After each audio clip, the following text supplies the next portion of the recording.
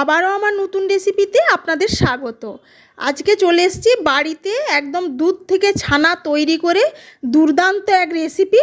তার সাথে দুপুরে সুন্দর একটা লাঞ্চ থালির আয়োজন করেছি। সেই সমস্ত রেসিপিগুলোই আজকে এই ভিডিওর মাধ্যমে শেয়ার করব। তাই স্কিপ না করে পুরো ভিডিওটা কন্টিনিউ করুন। আশা করি আপনাদেরও ভীষণ ভালো লাগবে। নমস্কার, সুরভি রান্নার তরফ থেকে সকলকে স্বাগত। আমি সুরভি আবার একবার চলে এসেছি আপনাদের মাঝে আমার নতুন একটা রেসিপি নিয়ে। এবার রান্নাটা করার জন্য এই যে দেখুন, গ্যাসে হাফ লিটারের মতো দুধ গরম করতে বসিয়ে দিয়েছিলাম। দুধটা গরম হয়ে যাওয়ার পর এই যে 1.5 চামচের মতো ভিনিগার আমি এখানে দিয়ে দিলাম। নিয়ে গ্যাসের ফ্লেমটা মিডিয়ামে রেখে এই যে একটু খুন্তির সাহায্যে দুধটা এক সাইড করে এরকম আলতো করে নেড়ে দেবো। এইভাবে মেশালে দেখবেন ছানাটা কাটা হয়ে যাবে। নিয়ে যে দেখুন, খুব সুন্দর একটা ছানা তৈরি হয়ে গেছে। এবার ছানাটা স্ট্রেনার দিয়ে ছেঁকে আর ঠান্ডা জলে 2 থেকে 3 বার ভালোভাবে রানিং ওয়াটারে ধুয়ে নেব।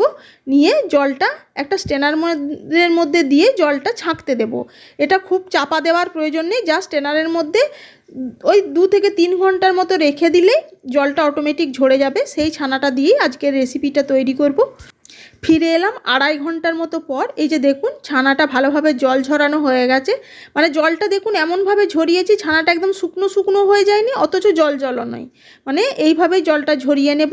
নিয়ে জলটা ঝরানো হয়ে যাওয়ার পর এই যে ছানাটা দেখুন হাত দিয়ে ভালো করে একটু ভেঙে নিলাম। নিয়ে এর মধ্যে কিছু মশলা অ্যাড করব। একে একে দিয়ে দিলাম 1/4 চামচ হলুদের গুঁড়ো, 1/4 চামচ জিরের গুঁড়ো, 1/4 চামচ লঙ্কার গুঁড়ো, আর এই যে স্বাদ অনুযায়ী নুন, আর হাফ চামচের মতো আমি এখানে আটার ব্যবহার করেছি। আটা দিলে কি হবে বলুন দিই, বাইন্ডিংটাও হবে, অথচ শক্ত হবে না। কিন্তু ময়দা দিয়ে দিলে শক্ত শক্ত হয়ে যাবে। আর এবার শুকনো উপকরণগুলো দিয়ে আর এই যে ছানার সঙ্গে ভালোভাবে হাত দিয়ে চটকে চটকে মেখে নেব। আর এবং একই সাথে আমি এখানে দিয়ে দিলাম হাফ চামচের মতো গরম মশলা পাউডার। এবার সমস্ত উপকরণগুলো হাত দিয়ে এই যে এইভাবে মেখে নেবেন। হাতের তালুটা দিয়ে এইভাবে চাপ দিয়ে মাখলেই দেখবেন একদম সুন্দর একটা সফট ডো তৈরি হয়ে যাবে। সেই পর্যায় পর্যন্ত ছানাটা ভালোভাবে মাখিয়ে নেব। আর এইভাবে ছানাটা কাটালে দেখবেন ছানাটা ভীষণ সফট হয়। আমি এই পদ্ধতিতেই ছানা কাটাই। নিয়ে এই যে সফট যে ডোটা তৈরি হয়ে যাবে, হাত দিয়ে এরকম গোল গোল বলের আকৃতি তৈরি করার সময় দেখবেন সুন্দর একটা বল তৈরি হচ্ছে। হাত দিয়ে এইভাবে গোল গোল করে নিয়ে আপনারা গোলও রাখতে পারেন, আবার শেপটা একটু গোল করে চ্যাপটা করে নিতে পারেন। আমি এখানে এই যে গোল দিয়ে করে হাতে করে একটু হাত দিয়ে প্রেস করে দিয়ে হাতে একটা চ্যাপটা তৈরি করে নিলাম। নিয়ে সমস্ত এই যে ছানার গোলগুলো তৈরি করে নিলাম বা ছানার বলগুলো। আর আমার এই পুরো ভিডিওটা দেখার পর আপনাদের কাছে কেমন লাগলো অবশ্যই জানাবেন। আর আপনারা কে কে ছানা এইভাবে রেসিপি বানিয়ে খান অবশ্যই কমেন্টের মাধ্যমে জানাতে ভুলবেন না। আমার রেসিপি যদি আপনাদের ভালো লেগে থাকে তাহলে প্লিজ আমার চ্যানেলটা সাবস্ক্রাইব করে পাশে থাকা বেল আইকনটা প্রেস করে দেবেন এইরকমই সব নানা ধরনের রেসিপি পাওয়ার জন্য। এই যে দেখুন, একে একে সমস্ত ছানার বলগুলো তৈরি করা হয়ে গেছে। এবার ছানার এই বলগুলো ভাজার জন্য গ্যাসে কড়াই বসিয়ে দিয়েছিলাম। কড়াইটা ভালো মতো গরম হয়ে যাওয়ার পর আমি এখানে দিয়ে দিলাম সর্ষের তেল। আমি পুরো রান্নাটা সর্ষের তেলেই করব, কারণ সর্ষের তেলে বানালে খেতে ভীষণ টেস্টি লাগে। তবে আপনাদের ইচ্ছা হলে রিফাইন তেলে বানিয়ে নিতেই পারেন। এই যে ছানার বলগুলো একে একে দিয়ে ভালো করে লাল করে ভেজে তুলে নেব। আর গ্যাসের ফ্লেমটা অবশ্যই মিডিয়ামে দিয়ে রাখবো, তাহলে উপর এবং ভেতর ভালোভাবে বলগুলো ভাজা হয়ে যাবে। আর এগুলো খুব বেশি কড়া করে ভাজার প্রয়োজনও নেই।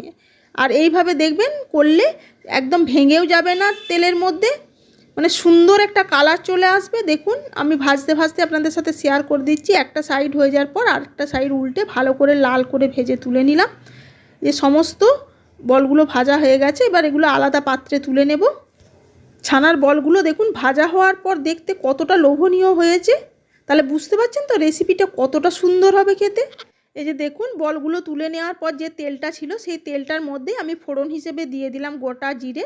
নিয়ে জিরেটা ভাজা হয়ে যাওয়ার পর এর মধ্যে দিয়ে দিলাম একটা বড় সাইজের কুচানো পেঁয়াজ, একটা বড় সাইজের কুচানো টমেটো, আর ঝালের জন্য কাঁচা লঙ্কা। আপনারা যেমন ঝাল পছন্দ করবেন সেই অনুপাতে লঙ্কাটা অ্যাডজাস্ট করে নেবেন। এবার পেঁয়াজ আর টমেটোটা ভালো করে তেলের সাথে মিশিয়ে নিয়ে এর মধ্যে দিয়ে দিলাম স্বাদ অনুযায়ী নুন। একদম তরকারির অনুপাতেই আমি নুনটা দিয়ে দিলাম। পেঁয়াজ আর টমেটোটা যখন সুন্দর করে ভাজা হয়ে যাবে তখন এর মধ্যে দিয়ে দিলাম হাফ চামচ কাশ্মীরি লঙ্কার গুঁড়ো, হাফ চামচ হলুদের গুঁড়ো, আর এই যে দেখুন 1 চামচের মতো আদা রসুন জিরে ধনে আমি একসঙ্গে পেস্ট করে নিয়েছিলাম, সেই মশলাটা এবং সমস্ত মশলাগুলো দিয়ে পেঁয়াজ টমেটোটা ভালোভাবে কষিয়ে নেব। ততক্ষণ অবধি কষাবো যতক্ষণ না মশলাটা থেকে তেল রিলিজ হতে শুরু করছে। যাতে মশলাটা পুড়ে না যায় তাই একটু একটু করে জল দিয়ে মশলাটা ভালোভাবে কষিয়ে নেব। মশলাটা দেখুন কষানো হয়ে গেছে, মশলাটা থেকে তেল রিলিজ হতে শুরু করেছে। এই পর্যায়ে দিয়ে দিলাম সেদ্ধ আলু। আমি এখানে দেখুন আলুটা একটু বড় বড় টুকরো করে সেদ্ধ করে নিয়েছিলাম, সেই আলুটা দিয়ে মশলার সাথে মিনিট 2 সময় ধরে ভালোভাবে কষিয়ে নেব। আলু আর মশলাটা যখন কষানো হয়ে যাবে, এরকম কড়াই থেকে ছেড়ে ছেড়ে আসবে, এই পর্যায়ে দিয়ে দিলাম গ্রেভি বানানোর জন্য জল। এখানে কিন্তু জলের পরিমাণটা একটু বেশি দিতে হবে, কারণ ছানার ওই কোপ্তাগুলো যখন জলের মধ্যে দেওয়া হবে, ঝোলটা ফোটার পর ছানা কোপ্তাগুলো অনেকটা গ্রেভি টেনে নেবে, সেই অনুপাতেই আপনারা জলটা দেবেন। আমার এখানে আরেকটু জল লাগবে, সেটা দিয়ে দিলাম। আর নুনটা আপনারা এই অবস্থাতেই আপনাদের স্বাদ অনুযায়ী চেক করে নেবেন। আপনারা যদি মিষ্টি পছন্দ করেন তাহলে এখানে অল্প চিনির ব্যবহার করতে পারেন, তবে এই রান্নাতে আর চিনি দেওয়ার প্রয়োজন পড়ে না। এবার এই যে ঝোলটা একটু জাস্ট ফোটা শুরু হয়েছে, এই অবস্থায় দিয়ে দিলাম ওই যে ছানার কোপ্তাগুলো ভেজে রেখেছিলাম, সেই ছানার কোপ্তাগুলো নিয়ে গ্যাসের ফ্লেমটা বাড়িয়ে এটা ভালোভাবে ফুটিয়ে নেব। আর নামানোর আগে দিয়ে দেব গরম মশলা পাউডার।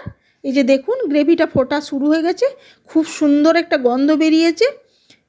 এবার এটা নামিয়ে গরম গরম সার্ভ করে দেব। আর অবশ্যই নামানোর পর আমি এখানে ধনেপাতা কুচি উপর থেকে সুন্দরভাবে ছড়িয়ে দেব। আপনারা যদি ধনেপাতা পছন্দ না করেন সেক্ষেত্রে স্কিপ করতে পারেন। তবে তরকারিটা দেখতে দেখুন কতটা লোভনীয় হয়েছে, মানে দুপুরবেলার মেনুতে এই রেসিপিটা থাকলে আশা করি আর কিছুরই প্রয়োজন পড়বে না। তবুও বাঙালি বাড়ি তাই বুঝতেই পাচ্ছেন, এর সাথে আমি আরও কিছু রেসিপির আয়োজন করেছি। এই যে প্রথমেই দেখালাম আমলকির চাটনি, যেটা আমি আগের ভিডিওতে শেয়ার করেছি, আর তার সাথে দুপুরের থালিটা সাজিয়েছিলাম এই যে পালং শাক ভাজা, পেঁয়াজ শাকের আলু বেগুন দিয়ে সবজি, বিনস আলু ভাজা, মুগের ডাল, ছানার কোপ্তা আর আমলকির এই চাটনি। চলুন এই দিয়েই দুপুরের থালিটা কমপ্লিট। এবার সুন্দর করে সার্ভ করে দিই। আজ তাহলে এটুকুই, আবার হাজির হয়ে যাব অন্য কোনো রেসিপিতে। আপনারা সবাই ভালো থাকবেন, সুস্থ থাকবেন, ধন্যবাদ।